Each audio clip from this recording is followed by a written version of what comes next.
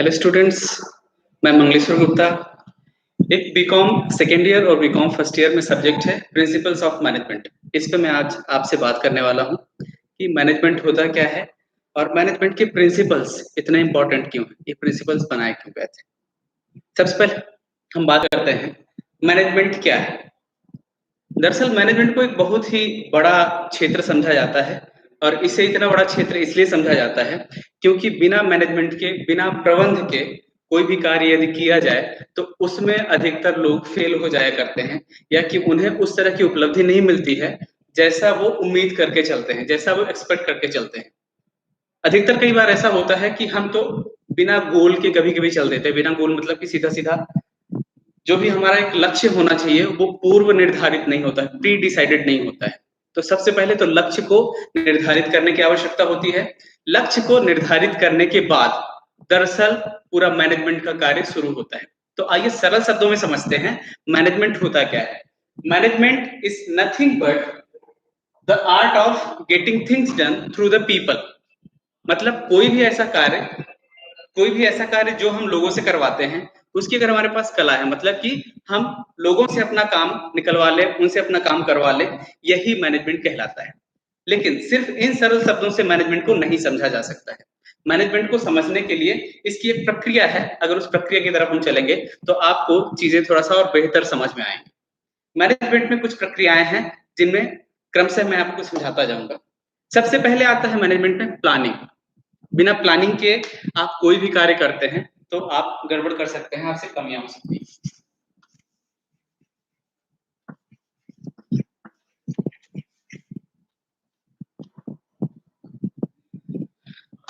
कोई भी कार्य आप करते हैं सबसे पहले प्लान कीजिए कि जो भी हम कार्य करने जा रहे हैं, जो भी हमारा लक्ष्य है उसको हम साधने जा रहे हैं, उसके लिए हमारे पास प्लान क्या है, किस प्लान के माध्यम से, मतलब किस ब्लूप्रिंट के माध्यम से हम वो सीढ़ियां चढ़ के अपने लास्ट जो भी हमारा प्री डिसाइडेड गोल है वहां तक हम पहुंचेंगे। ठीक है, तो प्लान हम बनाएं। प्लान बनाने के साथ साथ उस प्लान में क्या चीजें हम किन स्टेप्स पे रखेंगे, कैसे हम अपने गोल तक पहुंचेंगे, कैसे हम अपने लक्ष्य तक पहुंचेंगे, इसकी दूरी हम प्लान में ही तय कर लें कि हम इस तरह से इस कार्य को करेंगे, इस तरह से हम प्लान बनाएंगे ताकि हमारा प्लान ही हमें वहां तक पहुंचाता है। प्लानिंग का बहुत ही बड़ा महत्व होता है क्योंकि प्लानिंग कहीं ना कहीं सिर्फ प्लानिंग में काम नहीं करता है। प्लानिंग एक ऐसी चीज है जो मैनेजमेंट में प्लानिंग के साथ साथ कंट्रोलिंग पर्पस को भी सहायक होती है।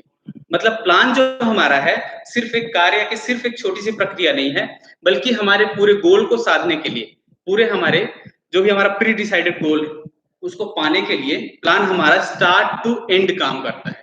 मतलब पूरा काम प्लानिंग का ही होता है। इस प्लानिंग को हम जब आगे बढ़ाते हैं तब हमारा आता है ऑर्गेनाइजेशन, यानी कि ऑर्गेनाइजिंग, मतलब कि अपने प्लान को हम कैसे मूर्त रूप देंगे, कैसे हम इसे करवाएंगे, वो चीज आती है ऑर्गेनाइजिंग।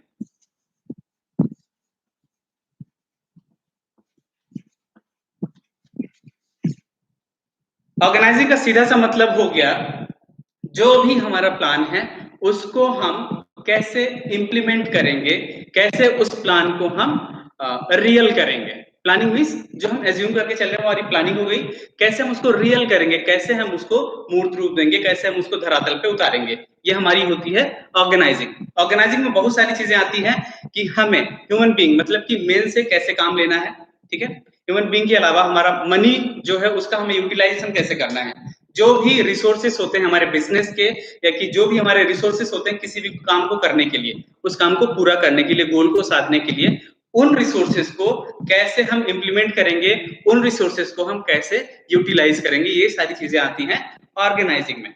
ऑर्गेनाइजिंग के बाद अगर हम बात करें कि क्या चीज महत्वपूर्ण है तो उसके लिए हम चलते हैं डायरेक्टिंग। मतलब कि जो भी हमारा प्लान है, जो भी हमने ऑर्गेनाइज करना चाहा है, जो भी चीजें हम मैनेजमेंट में करना चाह रहे हैं उसके लिए दिशा निर्देश की आवश्यकता होती है। मतलब कि बिना डायरेक्शन के, सीधा सा वही बात है कि जैसे महाभारत में अर्जुन तो सब कुछ कर रहे थे, सबको दिख रहा था, तीर चला रहे थे, लेकिन जो कृष्ण काम कर रहे थे वो एक डायरेक्टर का काम कर रहे थे, मतलब एक डायरेक्शन देने का काम कर रहे थे।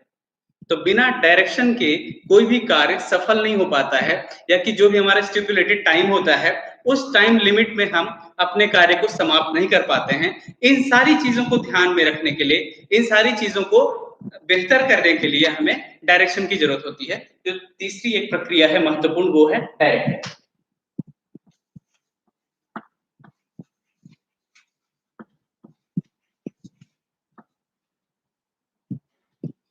डायरेक्टिंग का कितना बड़ा रोल है, कितना बड़ा काम है, आइए इसको समझते हैं। बिना डायरेक्टिंग के मतलब कि बिना डायरेक्शन के, ये तो हम सभी समझ ही सकते हैं कि डायरेक्शन वही करेगा जो उस प्लान को बनाया है, या कि फिर डायरेक्टर वही हो सकता है कि डायरेक्शन वही कर सकता है जो उस प्लान के बारे में, उस फंक्शन के बारे में, उस कार्य के बारे में सर्वाधिक जानता है, सबसे अधिक जानकारी रखता है और सबसे बेहतर उन चीजों को कंट्रोल कर सकता है। उसके पास अच्छा खासा अनुभव, मतलब कि एक कैप्टन या कि आप जो भी बोल सकते हैं एक लीडर, वही डायरेक्टिंग का काम कर सकता है। ठीक है, तो डायरेक्टिंग का जो भी काम है एक व्यक्ति के द्वारा किया जाना है या कि उस लीडर के द्वारा किया जाना है, तो उसी के द्वारा सारे प्लान को, यानी कि मैनेजमेंट के पूरे फंक्शन को एक तरीके से अगर हम देखें तो एक दिशा प्रदान की जाती है, एक डायरेक्शन दिया जाता है और उसे एक गति प्रदान की जाती है, स्पीड प्रदान की जाती है, जो भी इनका टारगेट है उसे अचीव करने के लिए। डायरेक्शन के बाद आता है मेन फंक्शन, एक है जो है कंट्रोलिंग।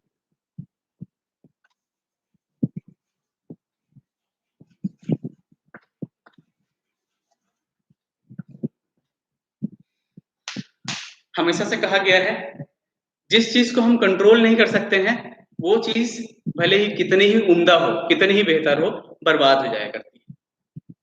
क्योंकि मैनेजमेंट हमेशा से इस चीज को ध्यान में रख के बनाया गया था, यानी कि ध्यान में रख के इसका उपयोग किया जाता रहा है कि कोई भी हमारा रिसोर्स, कोई भी हमारा संसाधन कभी भी उसका दुरुपयोग ना हो, उसका सर्वोत्तम उपयोग ही मैनेजमेंट कहलाता है। ठीक है, तो इसमें जो कंट्रोलिंग का पार्ट आता है, कंट्रोलिंग का सीधा पार्ट यहाँ पे आता है कि चीजें जहां पे बेहतर से थोड़ी सी धीमी गति पे होने लगे, यानी कि थोड़ी सी खराब स्थिति में जाने लगे, वहां पे कंट्रोलिंग अपना पूरा काम करके उन चीजों को उम्दा कर दे और जिस स्पीड से हम चल रहे थे, जिस बेहतरी के साथ हम चल रहे थे, जिस बेहतर अंदाज से हम काम कर रहे थे, उसी बेहतर अंदाज से हम आगे भी काम करते चले जाएं। तो इसलिए यहाँ पे कंट्रोलिंग का मेन काम आता है। ध्यान में रखना है अपने को, कंट्रोलिंग का जो भी काम है, कंट्रोलिंग की जो भी प्रक्रिया है, मतलब नियंत्रण की जो भी प्रक्रिया है, हमेशा पूर्व निर्धारित की जाती है कि अगर हमारा प्लान जो भी बनाया गया है कि हमारे प्लान में ऐसा ऐसा करना है, उस प्लान को हमें चेंज नहीं करना है। अगर किसी कारणवश चेंज करना पड़ा तो या कि हमारे पास दूसरा प्लान होना चाहिए, या कि चेंज ना करने की शर्त पर हम उसी प्लान में कुछ ऐसी मॉडिफिकेशन कर सकें एट ए टाइम। तो ये सारी चीजें प्लान में ही शामिल होनी चाहिए। मतलब कंट्रोलिंग का पूरा काम जो है, या कि कंट्रोलिंग का आप जो भी बोल सकते हैं जड़ है, या कि इसका जो भी ओरिजिन है वो प्लानिंग में ही रहता है। विदाउट प्लानिंग हम कंट्रोल नहीं कर सकते, इसलिए कहा जाता है कि कंट्रोलिंग कहीं ना कहीं लिंक्ड है किसमें, प्लानिंग में। तो इस चीज को स्टूडेंट्स हमें ध्यान में रखना है, कंट्रोलिंग और प्लानिंग। क्या चीज? कंट्रोलिंग और प्लानिंग, ये हमेशा कोरिलेटेड होते हैं, एक दूसरे से जुड़े हुए होते हैं, ज्वाइंटली होते हैं। ठीक है, तो ये सारी चीजें हमने बात की मैनेजमेंट में। अब आती है बात इन सारी चीजों के साथ मैनेजमेंट पे हम किन किन चीजों पे अपना कंट्रोल करते हैं, यानी कि मैनेजमेंट पे हम किन किन चीजों पे अपना फोकस करते हैं। तो इसके लिए हम आते हैं मैनेजमेंट के कुछ 5 कीज हैं, इन पे हम बात करते हैं।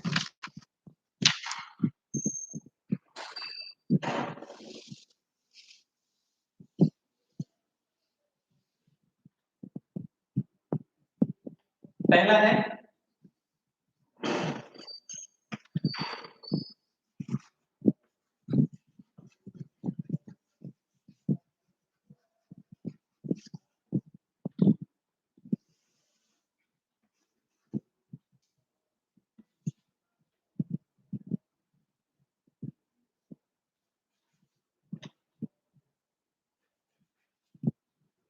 सबसे पहले बात होती है मैनेजमेंट में मैन की, मतलब सीधा सा ह्यूमन बीइंग। ह्यूमन बीइंग एक ऐसा रिसोर्स है जो शायद दुनिया में सबसे कठिन होता है इस रिसोर्स को कंट्रोल करना, क्योंकि एक लिविंग थिंग है, मतलब कि एक ऐसा प्राणी होता है जो कि सारी चीजों को सोच सकता है, समझ सकता है, और समझने के साथ साथ इसके पास डिसीजन लेने की खुद की पावर होती है। इसलिए अगर रिसोर्सेस में समझा जाए तो सबसे आप बोल सकते हैं कि क्रिटिकल टैकलिंग होती है ह्यूमन बीइंग की। तो इनको टैकल करने के लिए, अगर इनको एक बार टैकल कर लिया गया तो बाकी जो और हमारे पास 4 एम्स हैं, रिमेनिंग 4 एम्स हैं, वो सारी चीजें मैन पावर को कंट्रोल करने के बाद बाय डिफॉल्ट कंट्रोल हो जाया करती हैं, यानी कि उनको इजिली मैनेज किया जा सकता है। लेकिन ह्यूमन बीइंग को थोड़ा सा मैनेज करना ट्रिकी है। ठीक है, तो इसको कंट्रोल करने के लिए, इसको मैनेज करने के लिए बहुत सारे रिसोर्सेस या कि फिर बहुत सारी चीजें हमें मैनेजमेंट के थ्रू, यानी कि जो भी हमारा फंक्शन है, जो भी हम कार्य कर रहे हैं, उसमें हमें खर्च करने होते हैं, उसमें हमें यूटिलाइज करने होते हैं। तो सबसे पहला आता है मैन, इसको कंट्रोल करना, इसको मैनेज करना सबसे ज्यादा इंपॉर्टेंट है। देन आता है मनी,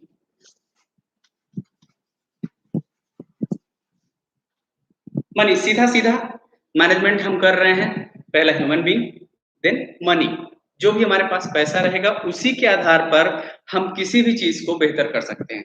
बिना पैसे के कोई कार्य नहीं हो पाता है, बिना पैसे के ना तो कोई बिजनेस चलाया जा सकता है, ना ही देश चलाया जा सकता है, या किसी भी चीज की बात कर लें उसमें पैसा आवश्यक है। तो पैसे का प्रबंध भी सबसे ज्यादा जरूरी है। तो इन चीजों को हम समझते हुए आगे चलते हैं। इसके बाद आता है मेथड।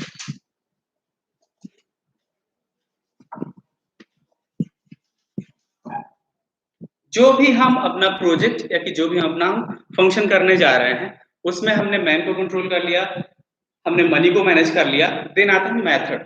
मेथड मतलब किस मेथड के थ्रू हम कोई भी काम कर रहे हैं। लाइक अगर हम किसी भी मैन्युफैक्चरिंग में हैं, किसी भी चीज की मैन्युफैक्चरिंग में है, उस मैन्युफैक्चरिंग के लिए हमने सबसे पहले जो भी इंसानों को हमने मैनेज किया, उसके बाद हमने पैसे को मैनेज किया, फिर आता है मेथड। मेथड का सीधा सा मतलब कि किस मेथड के थ्रू हम कोई भी कार्य को अच्छे तरीके से कर सकते हैं, बचत के साथ कर सकते हैं, कम खर्चे में कर सकते हैं, और साथ में कौन सी मेथड हमारे लिए लॉन्ग लास्टिंग है, मतलब कि आगे चल के भी वो मेथड खत्म नहीं होने वाली है, या कि आगे चल के भी वो मेथड आउटडेटेड नहीं होने वाली है। इन चीजों को ध्यान में रखते हुए हमें मेथड का चुनाव करना होता है और उसे हमें मैनेज करना होता है। इसके बाद आती है मशीनरी।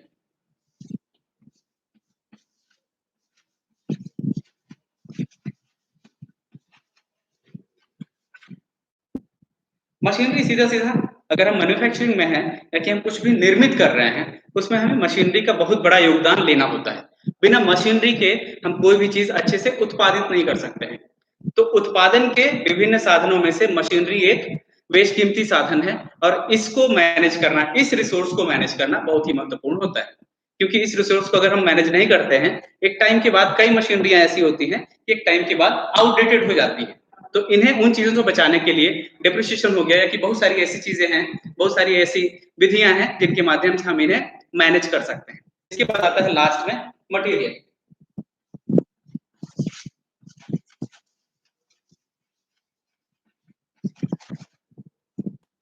मटेरियल सीधा सीधा रॉ मटेरियल भी हो सकता है, या कि जो भी हम प्रोड्यूस कर रहे हैं वो मटेरियल भी हो सकता है। बिना optimum use of the resource like material अगर हम नहीं करते हैं, सर्वोत्तम इसका उपयोग नहीं करते हैं, तो कहीं ना कहीं से हमारे लिए लॉसेस हो सकते हैं। और मैनेजमेंट का जो भी हमारा फंडा है, जो भी हमारा टारगेट है, उस टारगेट को अचीव करने में हम कहीं ना कहीं फेल हो सकते हैं। इसलिए ये सारी चीजें आपके सामने हैं, और इन सारी चीजों को मैनेजमेंट में एक की पॉइंट समझा जाता है, की 5M समझे जाते हैं। इनको इंपॉर्टेंटली, या कि आप सीधा से ये बोल रहे हैं कि इनको बिना मैनेज किए आप कुछ भी नहीं कर सकते हैं, ठीक है। इसलिए मैनेजमेंट में ये सारी चीजें जो मैंने आज आपसे चर्चा की, इन सारी चीजों पर हम ध्यान देना है। और बाकी की क्लासेस जो भी हमारी रहेंगी इसके बाद की मैं फिर से कंटिन्यू करूंगा। आज के लिए बस इतना ही। Thank you students. आपको बेल आइकन पे प्रेस करना है और इसे सब्सक्राइब करना है, और इस वीडियो को आपको अपने फ्रेंड्स के साथ शेयर भी करना है। Thank you.